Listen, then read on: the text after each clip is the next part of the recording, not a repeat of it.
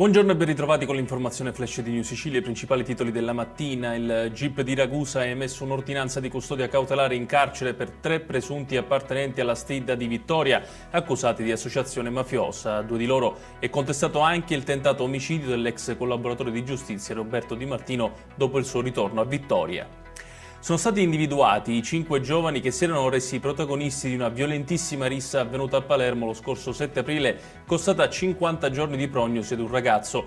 2 sono finiti agli arresti domiciliari, gli altri 3 minorenni all'epoca dei fatti sono stati collocati in comunità.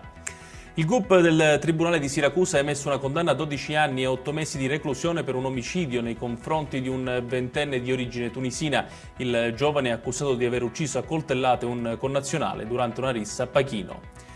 Una donna di 28 anni di Palermo è stata arrestata con l'accusa di gravi maltrattamenti, lesioni personali e violenze psicologiche nei confronti del figlio. Il bambino avrebbe anche mentito agli insegnanti riguardo ai lividi e ai graffi che aveva addosso perché minacciato dalla madre. Infine, operazione dei carabinieri che in diversi comuni del Catanese hanno scoperto decine di soggetti che usufruivano di allacci abusivi alla rete elettrica pubblica, fra questi un'anziana che aveva coperto il sistema di allaccio con immagini sacre. Ed è tutto per questa edizione, tutti i dettagli su queste notizie li trovate come sempre sul nostro sito www.newsicilia.it. Grazie per averci seguito e arrivederci.